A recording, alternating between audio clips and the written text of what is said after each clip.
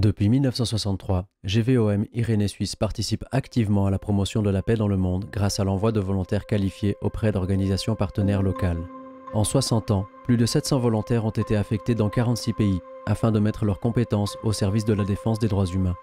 Leurs expériences, les défis rencontrés et leur succès rappellent la force du volontariat et l'impact qu'il peut avoir sur les communautés locales, notre monde et les volontaires eux-mêmes. Voici leur histoire. J'ai toujours beaucoup lu des récits de voyage et j'avais une envie fondamentale de voyager. Ça, c'est une évidence pour moi. Maintenant, je trouvais pas forcément intéressant de simplement faire du tourisme. Et il s'est trouvé cette opportunité, j'ai entendu parler d'Haïti, et je me suis dit, mais finalement, s'engager quelque part pour un certain temps, c'est une manière de voyager peut-être plus intelligente, je ne sais pas, et l'occasion de rencontrer des gens, de vivre un certain temps dans un pays, raison pour laquelle j'ai fait ce choix. Une de mes motivations pour partir, c'était justement l'exercice de mon métier, disons. Je me disais, oui, j'aimerais bien exercer mon métier dans d'autres conditions que voilà les conditions du canton de Genève, que par ailleurs j'adore, j'ai pas de problème avec ma patrie, mais disons de vivre une expérience professionnelle ailleurs. Et il y avait cette porte qui était ouverte, on nous disait, voilà, venez, vous avez un diplôme de ceci, de cela, et on vous embauche. Quand on a décidé de partir avec ma femme, on a choisi 3 pays où on voulait aller. Et on a dit soit en Algérie, soit en Tanzanie, soit au Mozambique. Là, on a vu le ministre de la Santé à Genève et on a déposé nos dossiers. Et ces dossiers ont mis 1 année avant qu'on reçoive une réponse. L'Algérie a presque abouti juste à une limitation des diplômes qui était encore pas très claire. Et à ce moment-là est arrivée la réponse du Mozambique. Et alors on est parti au Mozambique. On va dire que depuis toute jeune, j'avais quand même cette aspiration à découvrir le monde, à voyager, effectivement, surtout dans les pays du Sud. Et voilà, ça s'est fait que j'ai eu un tout petit projet d'1 mois en Haïti, en 2008. Et que là, ça a été une évidence qui m'a traversée, où c'était là que je devais le faire. Et puis qu'en fait, là où la vie est incroyable, c'est que je suis rentrée de ce petit projet en me disant, ok, en fait, dans 1 an, je pars vivre en Haïti, c'est décidé. Je ne savais pas du tout comment, donc je m'étais dit, ok, je prends un billet d'avion, et puis à Noël, je pars, et puis je vais voir s'il y a une école où je peux aller travailler. Et en fait, là, je reçois un mail du syndicat des enseignants genevois, et le mail s'appelait « Recherche enseignants volontaires en Haïti ». Et là, je vois ce mail, j'ai les larmes qui me coulent, et c'est pas possible, en fait, c'est pour moi, et c'est ça. Et c'était Irénée qui avait lancé dans cette offre. Moi, j'ai senti le besoin de mieux comprendre les contextes, en fait. Je me sentais un petit peu loin vraiment des réalités. Alors, je comprends les violations, je comprends les abus, mais au final, je le comprends pas dans un contexte, en fait. J'ai commencé à chercher justement à partir. J'avais un poste qui me plaisait, mais j'avais besoin de ça. Je connaissais pas du tout Haïti, complètement par hasard. J'ai j'ai cherché une organisation aussi où je me sentais que ça allait être intéressant. J'avais pas vraiment envie de la grosse machine onusienne ou ce genre de choses, pour un peu avoir justement ce sentiment plus proche de la réalité. Et en fait, le programme d'Irénée, quand j'ai lu la personne qui cherchait, le profil qu'il cherchait, c'était un peu comme s'il l'avait écrit pour moi. C'est en sautant dans la piscine qu'on sait quelle température elle a vraiment. C'était dans les 14 heures d'avion que j'avais pour aller là-bas, que j'ai eu le temps d'y réfléchir et de me dire que je partais pour une aventure de 2 ans dans un pays où effectivement j'avais encore jamais mis les pieds, sur un continent où j'avais pas encore mis les pieds. Mais sinon j'avais vadrouillé, déjà dans passablement de continents dans le monde et autres. C'est peut-être un peu une folie. Au début c'était un peu un intérêt, je vais voir un peu de quoi ça parle et puis on verra. Et après, plus je m'y intéressais, plus je me disais « Ah, mais ça peut quand même être vraiment intéressant pour moi ». Et en plus, donc vers la fin de mes études, dans ma thèse de master, j'avais vraiment étudié assez précisément un pays, qui n'était pas l'Ouganda d'ailleurs, mais où je m'étais dit « Ok, j'étudie tout bien un pays, mais en fait, j'y ai jamais posé les pieds ». Donc après, il y avait aussi cette idée de vouloir un peu expérimenter un autre pays, une autre culture, et aussi cette idée de vouloir s'intégrer. Et c'est pour ça, je pense que la coopération par l'échange de personnes, c'est vraiment quelque chose de bien parce que ça permet de pouvoir s'intégrer à une organisation qui est nationale, découvrir un monde en étant sur un pied d'égalité, peut-être contrairement à une affectation dans une organisation internationale, typiquement où on reste international. J'ai étudié sciences politiques et relations internationales et que la théorie et le monde académique, ça va un moment, mais qu'à un moment donné, il faut savoir aussi mettre les mains dans le charbon, quoi. Pas plus seulement parler des populations qu'on aimerait aider, mais aussi peut-être les côtoyer pour peut-être mieux les comprendre. À terme, peut-être mieux pouvoir les aider s'il y a le besoin. Et du coup, c'est pour ça que j'avais un besoin vraiment de terrain et de m'ancrer vraiment avec, dans une ville, avec les communautés des gens qu'on aide, pendant une plus longue période. Aussi du fait que j'avais fait 3 mois en Afrique de l'Ouest et puis que j'avais eu cette frustration d'un trop court, de venir et de repartir. Là, j'avais besoin de rester un peu plus longtemps pour savoir aussi de quoi, un peu mieux de quoi je parlais aussi. Non, parce qu'à l'époque, en fait, il s'agissait, en tout cas pour moi, mais je crois aussi pour les autres, de trouver un travail sur place, puis ensuite de demander s'ils étaient d'accord, si ce projet pouvait entrer dans le cadre des idées de GVOM. Bon, le fait de partir en famille fait déjà qu'on n'a pas un isolement pareil que si on part en tant que volontaire solo. Je pense que ça fait une grosse différence. C'est un noyau qui part, donc on se pose assez peu de questions sur les difficultés que ça va représenter. Dans mon cas, c'était assez difficile avec la famille, je dirais mes parents et les amis proches du fait qu'on enlevait ces 2 bébés à leurs grands-parents, donc c'était assez compliqué. Avec GVOM, on avait quand même fait une formation qui a duré 3 semaines, à plein temps. Et ça, c'était quand même hard. Et puis, on avait encore fait avec Dienst et Neuberger aussi des préparations de week-end entiers où on allait en Allemagne, etc. Donc, la préparation en tant que telle, à mon avis, à notre époque, était plus poussée qu'aujourd'hui. Donc, à l'époque, il y avait 0 préparation proposée par GVOM. Donc, ce qu'il y avait, il y avait d'autres coopérants, des amis qui étaient déjà au Nicaragua. Donc, effectivement, on échangeait. Moi-même, j'y suis allée 2 ou 3 fois avant de partir. Donc, c'était les voyages, les échanges avec d'autres coopérants sur place. Mais c'est vrai qu'il n'y avait pas Internet, c'est-à-dire il y avait un degré d'information sur la conjoncture, sur qu'est-ce qui se passait dans le pays, qui était complètement différent de ce qu'on pourrait avoir maintenant. Donc, on était informés, il y avait les mouvements de solidarité qui étaient importants et tout ça. Mais on partait quand même un peu en faisant confiance à ce qu'on avait entendu et tout ça. Avant de partir, GVOM organisait pour les futurs volontaires qui, à ce moment-là, allaient tous en Haïti, des formations qui se déroulaient sur un week-end par mois.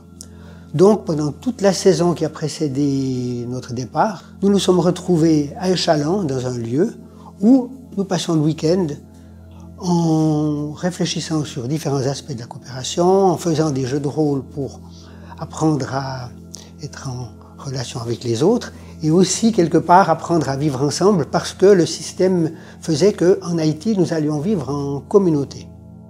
Le départ peut être compliqué dépendamment de si les gens dans ton entourage te soutiennent ou te soutiennent pas. Et qu'on la vie par exemple dans la famille est un peu partagée. Tu vas dans un pays avec un taux de criminalité aussi élevé, le projet n'est pas encore fini d'être rédigé, tu vas gagner 500 francs par mois et puis et tu vas faire ça pendant 2 à 3 ans, tu sais pas encore exactement quand c'est que tu reviens, si tu vas revenir. Le tout début, c'était la découverte de cette ville. Donc Kampala, c'est une immense fourmilière où il y a du trafic, il y a du monde partout, on est à l'épaule. J'avais jamais vu ça, surtout pas d'où je viens, enfin voilà. Du coup, c'est vraiment ce sentiment d'être assis derrière un boda-boda, donc c'est ces taxis-scooters, et de me dire waouh, en fait, je suis vraiment en train de le vivre et c'est mon chez-moi pour tous ces prochains mois et c'est génial. Et en fait, de presque être en dehors de ce que je vis et de me dire waouh, mais c'est moi qui vis ça, mais c'est vraiment complètement fou. Quand on est arrivé, on a passé quand même quelques jours dans un petit hôtel. Et l'accueil du portier de l'hôtel. Et en fait, c'est grâce à lui qu'on a vécu les premiers jours. Il a pris un temps fou à nous expliquer. Nous, on comprenait des fois que la moitié. Mais c'est lui qui nous a appris toute une série de mots en portugais, comment se disaient les choses. Et puis, quand il fallait mettre un timbre sur un papier officiel, alors nous, on pensait, alors on va à la poste acheter un timbre. Ben non, c'était un timbre fiscal qu'il fallait aller l'acheter dans un autre kiosque, etc. Donc, on a dû apprendre toutes ces choses-là. Ça, c'est la personne du portier qui nous a vraiment aidé là. Il n'était pas obligé, hein. C'était pas dans ses attributions. Et ça, c'est ce genre d'accueil, ça fait du bien. À propos du voyage, c'était encore l'époque et peut-être la dernière fois où des volontaires sont partis en bateau. Le départ en Suisse, c'était le quai de gare de Lausanne. On est arrivé à Anvers. À ce moment-là, on a demandé à un taxi de nous conduire au bateau, où nous avons finalement passé une semaine, parce que c'était ce qu'on appelait des cargos mixtes, qui avaient des marchandises et qui avaient aussi 12 places pour des passagers. Et cette semaine a été nécessaire parce qu'on chargeait en vrac des céréales, et quand il pleuvait, ce qui est arrivé souvent pendant cette semaine, les cales étaient fermées et on attendait. Ensuite, ça a été 18 jours de bateau, où on a beaucoup fraternisé avec l'équipage, où on a même aidé à repeindre les parois externes du bateau, parce que ça faisait partie du travail des marins. Et ils nous ont beaucoup mis en question en disant « Mais qu'est-ce que vous allez faire dans ce pays invraisemblable, c'était impossible d'y vivre, enfin vous verrez en arrivant. » Donc nous sommes quand même arrivés en Haïti un soir, et on a attendu le lendemain pour débarquer. Et là encore, les gens du bateau nous disaient « Mais qu'est-ce que vous allez faire? Vous restez avec nous. » À l'arrivée, les premières impressions, c'est de se retrouver dans les Caraïbes, magnifiques îles, la mer turquoise. Et puis on pose le pied sur le sol haïtien et on découvre une misère que je n'avais jamais rencontrée. Je trouve que c'est un choc extrême. Ce projet de formation d'enseignant a eu quelque chose de magique dans le sens où il a démarré en 2009 avec cette petite école normale qui s'était ouverte, avec en fait finalement deux personnes qui venaient de cette région, qui avaient eu la chance de se former à l'extérieur et qui étaient revenues dans l'idée d'apporter la formation d'enseignants là où eux avaient grandi et là où il n'y avait rien. Et là, j'ai eu la chance d'être un peu dans ce projet au tout début de sa naissance et qu'on a finalement formé les premiers enseignants formés de cette région de dizaines de milliers d'habitants. L'avantage que j'ai eu en tant que journaliste, c'est de pouvoir voyager à la fois en Amérique centrale, à l'intérieur du pays, puis de rencontrer chaque fois des gens qui sont toujours engagés pour les droits humains. J'ai fait des reportages avec des prêtres, 2 prêtres engagés en politique qui se lançaient comme candidats pour un parti de gauche qui avait suscité une espèce d'élan d'espoir dans le pays. Et puis il y en a un qui protégeait les tortues, puis l'autre qui luttait contre les pesticides dans les cultures d'ananas. Je travaillais comme employée, donc je travaillais pour le gouvernement sandiniste. Voilà, ce qui n'était pas évident parce que c'était ce gouvernement qui avait vraiment ouvert la porte, voilà, aux jeunes, un peu du monde entier, venez nous aider. Et on était intégrés dans ces structures, donc on était aussi assez nombreux. Donc on participait au même titre en fait que nos collègues du Nicaragua. T'es conscient que le coût de la présentation PowerPoint qu'on aurait fait en Suisse de 3 heures, ça n'allait pas marcher. Sur place, on pourrait faire une introduction théorique sur les 4 heures de 3 minutes. Après, il faut faire du pratique. Donc, le thème de la journée, c'était l'épuration des eaux sales. Donc, j'ai gentiment demandé aux gens, est-ce que quelqu'un pouvait chier dans ce seau pour qu'on ait une matrice de base sur laquelle travailler. À ce moment-là, il y a 4 personnes qui se sont levées volontaires pour faire caca dans ce seau, avant que je leur explique qu'en fait, c'était une blague, et qu'en fait, on va en faire une reconstituée. Le but, c'était de partir au Nicaragua. Puis au début, donc j'ai travaillé dans un hôpital. J'avais commencé déjà à collaborer avec quelque chose qui s'appelait la maison d'appui aux combattants, et qui, entre autres, comme il y avait la guerre, amenait les cadavres des soldats aux familles et puis rencontrer les familles. Puis moi, je m'intéressais beaucoup à la question du deuil, etc. Puis c'est un petit peu comme ça qu'a commencé à se créer ce projet de former des promoteurs de santé mentale dans des régions reculées, parce qu'en fait, c'était une guerre que Reagan appelait de basse intensité, donc qui se passait pas dans les villes, qui se passait dans les campagnes, où il y avait personne de formé par rapport à ça. J'ai pu travailler sur des projets aussi en province, et c'est une organisation qui a une directrice assez incroyable, une personnalité en Haïti, donc c'était intéressant de pouvoir échanger avec elle aussi. Moi, j'ai soutenu à la communication, mais au final, on a fait beaucoup d'autres choses et je les ai soutenues dans plein d'autres domaines, parce que l'entente se passait bien et que, bon bah voilà, on m'a fait confiance et c'était vraiment super. C'est vrai que trouver sa place, au début, c'est compliqué. Moi, Quand je suis arrivée en Haïti, c'était un monde complètement fou. J'ai beaucoup observé au début, en fait. Souvent, les gens ils disent « Ah oui, je suis allée pour aider ». Moi, j'aime pas du tout cette expression. Je pense qu'on va plutôt soutenir, un peu voir, c'est l'idée, en fait. Donc, il y a une partie d'aide là-dedans, mais je pense qu'il faut déjà vraiment être humble et puis écouter, voir ce qui se passe, observer pour voir où elle est notre place aussi à ce niveau-là.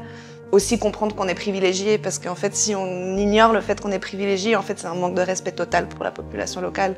Donc, moi, je pense que ça, c'est important aussi, sans forcément le crier sur tous les toits. On le sait, en Haïti, je suis blanche, c'est déjà un privilège. Donc, je pense que c'est clair et net, et de l'ignorer et de se dire ah non, alors moi, je vais vivre dans un endroit où il n'y a pas d'eau, pas d'électricité, et puis où ça tire dans tous les sens parce que c'est comme ça la réalité haïtienne. Moi, je pense que c'est un peu nul, quoi. Enfin, ça n'a pas de sens. Moi, j'ai pas non plus vécu dans un énorme compound avec la piscine, avec le sauna ou je sais pas quoi. J'étais entre les deux. Moi, j'ai reçu énormément au niveau culturel aussi de la part du Cresfed. Et puis au niveau de la compréhension de comment ça fonctionne, les dynamiques. Et j'ai toujours pas compris Haïti, 3 ans, mais c'est vraiment une société qui est très très spéciale avec des liens entre les gens qui sont très très particuliers.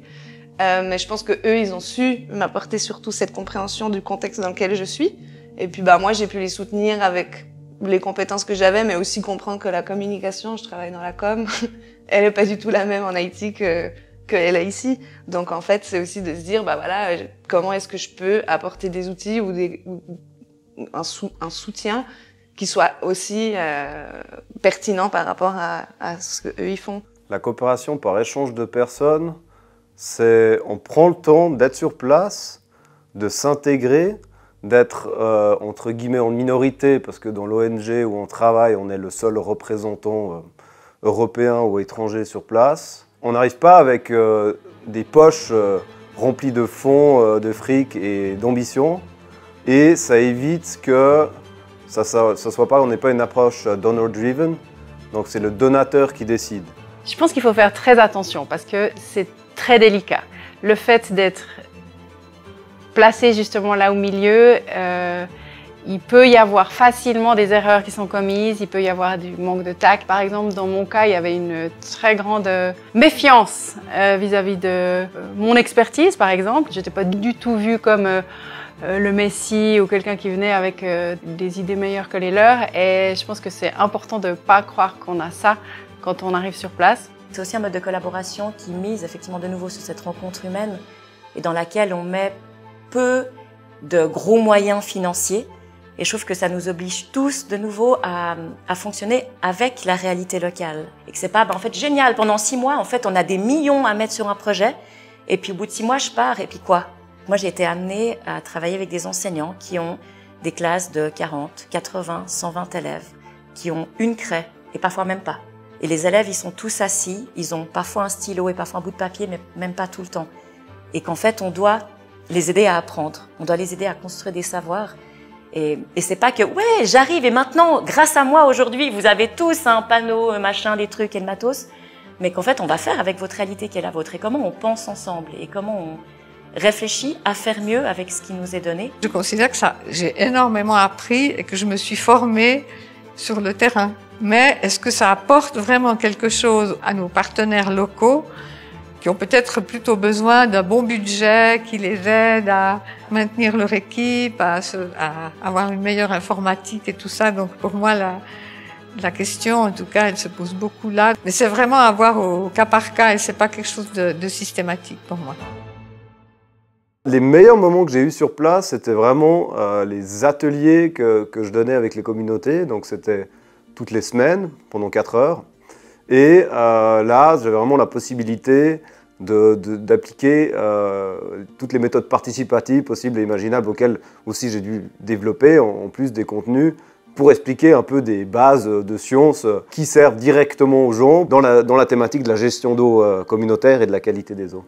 Et ce qui m'a aussi marqué, dans la deuxième suite donc, du même atelier, ils devaient apprendre à mesurer des débits de rivières, donc juste à côté, et de l'importance évidemment de l'assainissement des eaux, avec mes petits doigts où j'expliquais les petits vers qui se retrouvent dans le ventre, et mes expériences personnelles, parce que je devais être déparasité tous les 2 mois, parce que j'avais toujours des organismes pas possibles au fond de mon intestin. Alors pendant mes 2 premières années, déjà je me suis sentie vraiment bien et à ma place et je me suis sentie chez moi en fait. Et pourtant, au bout de 3 mois, il y a eu le fameux tremblement de terre où tout a été secoué dans la vie qui avait commencé, enfin dans ma vie qui avait commencé à prendre quelques repères. Donc il y a eu pas mal de choses qui m'ont secoué dans ces 2 premières années. Il y a eu le choléra qui a commencé en plus ou moins dans mon village. Il y a eu le chikungunya, il y a eu des cyclones, il y a eu des gros troubles politiques. Il y a eu plein de choses qui secouaient mon environnement, mais dans lequel je me sentais enracinée et bien, où j'avais découvert cet essentiel qui était pour moi juste et qui faisait que j'étais bien. Et puis bon, en plus, voilà, j'ai trouvé l'amour. On était avec nos 2 enfants qui avaient, je sais pas, 3 et 5 ans. C'était assez extraordinaire dans le sens où on était dans un village où il y avait, je sais pas, 1000 personnes, peut-être 400-500 enfants.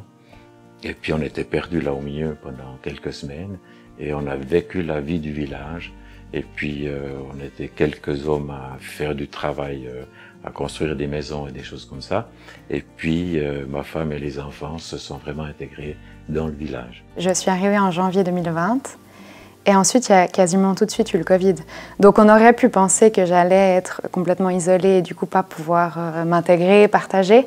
Et en fait c'est un peu le contraire qui s'est passé parce que du fait que comme tout était un peu sur pause et voilà, on était tous chez soi, donc j'habitais dans un immeuble avec pas mal de voisins qui étaient aussi coincés là et ça nous a libéré du temps pour pouvoir justement se connaître, partager, cuisiner ensemble, boire le thé, manger un bout de gâteau et finalement c'était vraiment aussi l'aspect nourriture qui nous a rapprochés parce que ça se faisait vraiment comme ça. Tu faisais quelque chose à manger, tu allais frapper chez le voisin, voilà, j'ai fait ça, tu veux goûter? Donc même des inconnus qui, pour finir, devenaient des amis. Donc chacun vivait dans son appartement, mais c'était comme une vie en communauté où chacun invitait l'un chez l'autre, on mangeait tous, on tirait un grand drap et on mangeait tous assis par terre, comme ça. Donc du coup, c'est surtout avec les voisins où j'avais vraiment l'impression qu'on vivait ensemble et c'était vraiment quelque chose qui me manque parfois ici, où c'est une vie différente. J'ai découvert à quel point les différences culturelles étaient importantes, c'est-à-dire que nos codes culturels ne sont pas compris par nous, et c'est vrai qu'on fait parfois des gaffes, il faut être très attentif, et je pense que plus le temps passe, plus je serai attentif à beaucoup regarder avant d'agir. Bon, moi, comme j'étais une féministe convaincue déjà à l'époque, j'avais été activiste, voilà, du mouvement des femmes et du MLF, donc j'étais assez sûre de moi, j'étais bien convaincue de ce que je faisais. Et je dois dire que sur place, j'ai pas senti de discrimination particulière. J'ai eu la chance de tomber dans une petite institution. Il y avait beaucoup de femmes, en fait. Donc, voilà, il y avait un respect mutuel, même si c'était dans un domaine, évidemment, la construction, le bâtiment, où les hommes ont un rôle prépondérant. Mais j'avais une jeune collègue nicaraguayenne qui était aussi une jeune femme, donc on était là les deux, on se tenait les coudes, et voilà, de ce point de vue-là, ça s'est bien passé pour nous. La relation avec mon fils, donc qui a en fait vécu voilà, son enfance, enfin 5 ans de son enfance dans cette petite ville de Matagalpa. D'abord, on a été sidérés parce qu'il a appris l'espagnol en 1 mois, juste en jouant dans la rue qui était devant la maison. Donc ça, cette espèce de miracle de la langue qui se répète avec tous les enfants, je crois. Hein, donc ça, c'est un truc que j'ai eu l'occasion d'observer à d'autres occasions. Et ça, c'est quelque chose qui va jamais cesser de m'émerveiller. Et puis après l'école, ben voilà, au Nicaragua, elle était comme elle était. Mais en tout cas, je peux dire que ça l'a marqué pour la vie aussi, comme moi j'ai été marquée pour la vie. Voilà, ce garçon a aussi été marqué par cette enfance au Nicaragua. Par chance, en 2012, quand on est parti, c'était déjà quand même, voilà, il y avait quand même déjà des moyens technologiques qui permettaient de garder un lien assez fort. 5 ou 10 ans avant, ça aurait pas été possible. Pour être parti à l'époque à l'étranger dans d'autres contextes, On a vu que là, ça marquait quand même un tournant qui était assez important pour pouvoir garder le contact. Oui, alors on en gardait, mais c'est effectivement hyper intéressant parce que c'était tout à fait différent de maintenant. Alors c'est vrai qu'il y avait d'abord les lettres, mais qui mettaient une semaine quand même pour voyager d'un pays à l'autre. On prenait le temps d'écrire la lettre, et puis la lettre était quand même assez longue, et donc, j'aurais envie de dire, c'était vraiment le mieux privilégié, mais qui était, donc encore une fois, pas instantané, hein. Il n'y avait pas de WhatsApp, c'est le moins qu'on puisse dire. Il y avait les téléphones, c'était vraiment rare, parce que ça coûtait une véritable fortune au Nicaragua. Je pense que ça avait un avantage. Cette temporalité lente. Parce qu'on est obligé de penser aux mots qu'on utilise, on est... Je pense par rapport à la force des liens, je suis pas sûr que l'instantanéité de WhatsApp et des mails soit un avantage. C'est une coupure totale dans le sens où le contact qu'on avait avec la Suisse, c'était on écrivait une espèce de lettre circulaire pour, disons, expliquer un peu en gros les choses. Puis après, il y avait des lettres personnelles, on répondait aux autres lettres personnelles. Mais il faut bien s'imaginer que entre une question et une réponse, il va entre 1 mois et 1 mois et demi, voire 2 mois. Donc, c'est vraiment des choses vraiment très très différentes. On téléphonait pas. Moi, j'ai jamais fait un seul téléphone, en tout cas à l'époque. Je sais pas comment on faisait, à vrai dire, pour se mettre d'accord.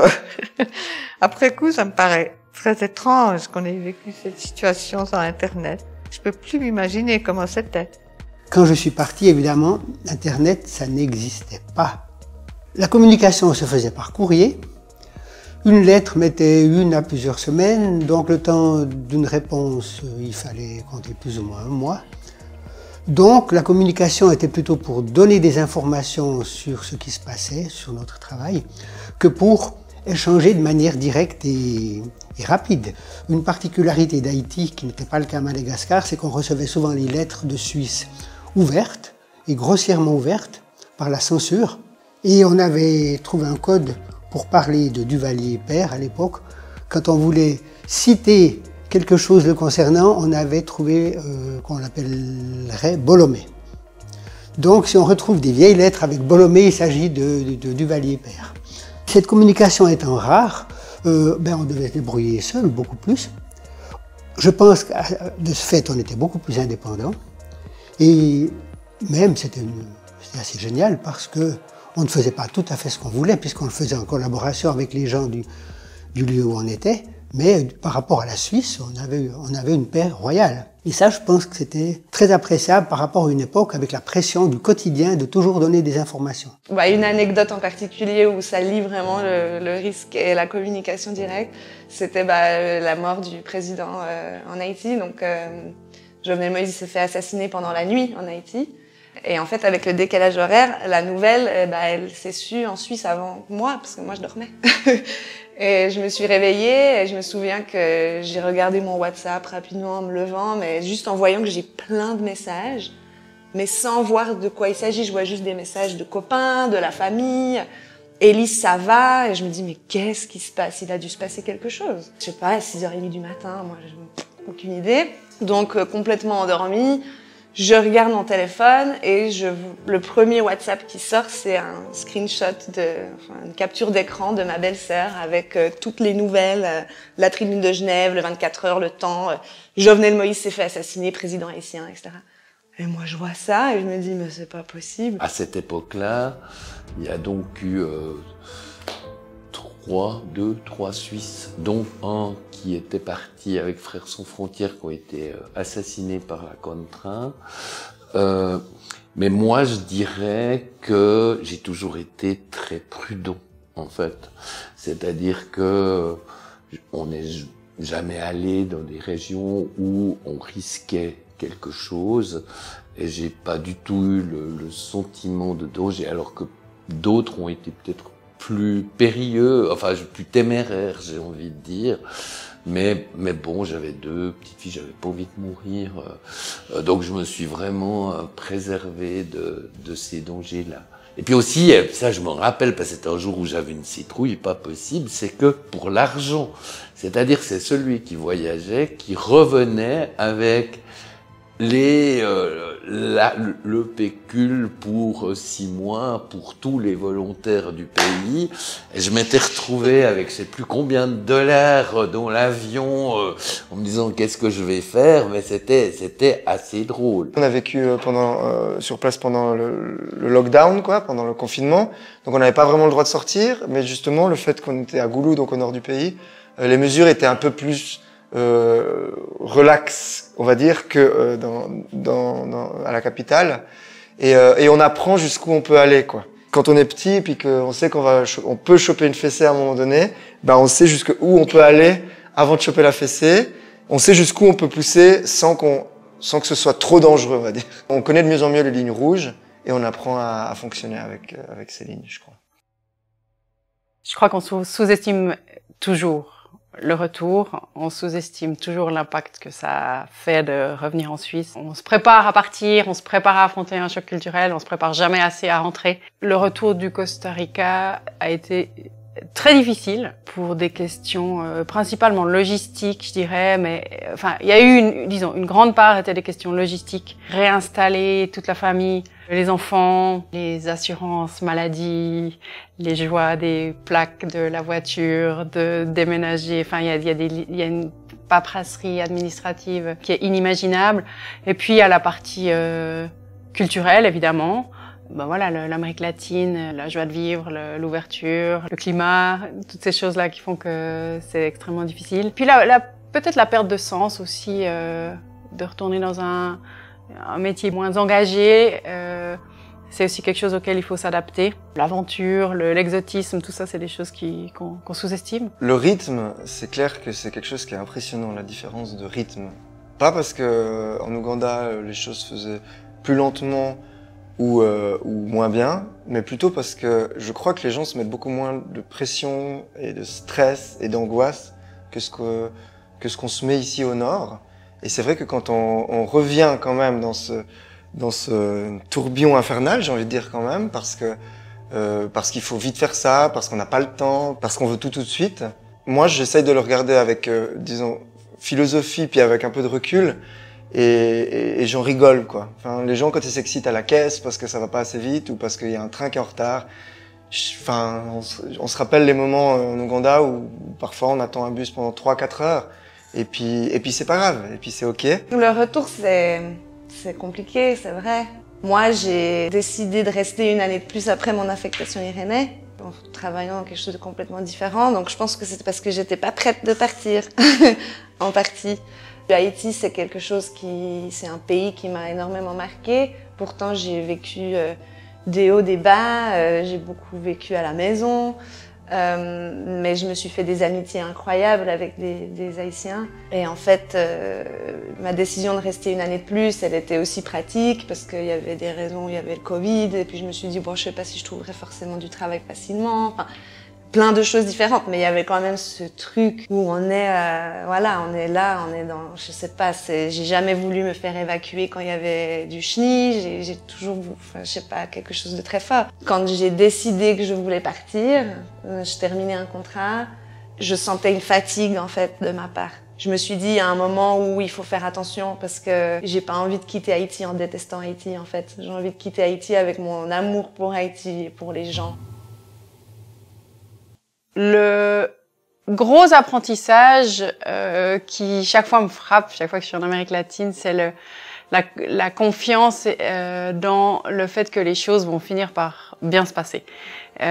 Ou qu'elles vont se passer, bien ou mal. Mais disons que l'impression qu'on a une influence finalement relativement moindre sur le déroulé des événements. C'est très intéressant de revenir en Suisse avec ça comme bagage parce que ça te permet de regarder les choses avec une distance et plus de confiance et puis de pas paniquer au moindre truc qui va de travers ou qui se passe pas exactement comme tu voulais. Ben, plus de 40 ans après, on est encore en contact avec l'une autre famille du Mozambique. Nous, on est retournés au Mozambique dans les familles de nos amis et on a fait aussi venir nos amis ici. Évidemment, c'est nous qui payons les voyages puisque c'est pas possible autrement. Mais en fait, là, on s'est trouvé que c'était pas toujours à nous de nous déplacer, que c'était aussi important que eux viennent et voient un peu ce que c'est que l'Europe, etc. Ce qui fait que nos échanges ont pris une autre dimension après, une fois qu'ils ont allé faire du ski à Verbier. Pour quelqu'un qui vient de la Brousse, c'est quand même pas si mal que ça. Je pense aussi la posture avec laquelle on arrive dans ce pays d'accueil et dans l'idée que nous, on a tout autant à apprendre que ce qu'on va, entre guillemets, apporter. Si je regarde pour ma part, ces quelques années que j'ai faites en Haïti ont été extrêmement marquantes pour ce que je suis, pour ma vie. Je pense en Haïti, j'ai appris ce qu'est l'amour avec un grand A. J'ai appris ce qu'est le courage. J'ai appris ce qu'est la patience, j'ai appris ce qu'est l'engagement réel, j'ai appris ce qu'est la joie, ce qu'est la foi aussi. Je pense que j'ai vraiment appris aussi par rapport à toutes les personnes qui m'ont entourée ce qu'est la résilience. Justement que ça n'a pas été une parenthèse, parce qu'en fait j'y suis allée pratiquement chaque année depuis mon retour. Donc ça a été une histoire continue qui m'a effectivement beaucoup marquée, qui m'a pas empêché de m'engager aussi ici dans toutes sortes de choses et de mouvements. Voilà, ça a, je pense, changé profondément beaucoup d'idées que j'avais sur la vie, sur qu'est-ce que c'était que le Sud, entre guillemets, comment moi je pouvais m'engager non seulement dans mon métier, mais aussi de manière peut-être plus au sens politique, étant donné que je suis restée très proche d'un lieu particulier qui a sa complexité, comme vous le savez, c'est un lieu, voilà, mais je pense que la complexité, en fait, elle est partout, il n'y a pas d'endroit simple où on pourrait aller. Donc, le fait d'avoir un contact permanent avec un lieu et sa complexité, j'espère que ça me permet d'être un peu plus nuancée sur ma manière de voir ce qui se passe dans le reste du monde. Je pense que oui, je repartirai, mais forcément que je n'aurai pas la même attitude là-bas. Je serai peut-être plus prudent dans la manière d'aborder les problèmes et les gens. On nous avait beaucoup dit qu'il fallait écouter, qu'il fallait essayer de comprendre. Donc mon attention serait beaucoup plus vive par rapport à ne pas arriver dans quelque chose avec le savoir que nous, Occidentaux, pensons avoir sur beaucoup de sujets. Le problème est toujours de savoir ce qui se serait passé si on n'était pas parti. Mais je crois que fondamentalement, ça a changé mon existence. Ce qui a changé en moi, ou peut-être que ce qui a été renforcé en moi, c'est que j'ai toujours été révolté et scandalisé contre les injustices et d'être dans des pays où la situation est catastrophique, où les besoins sont immenses et qu'on ne va pas forcément vers le mieux. Ça a que fait de me motiver encore plus à continuer à se battre contre ces injustices.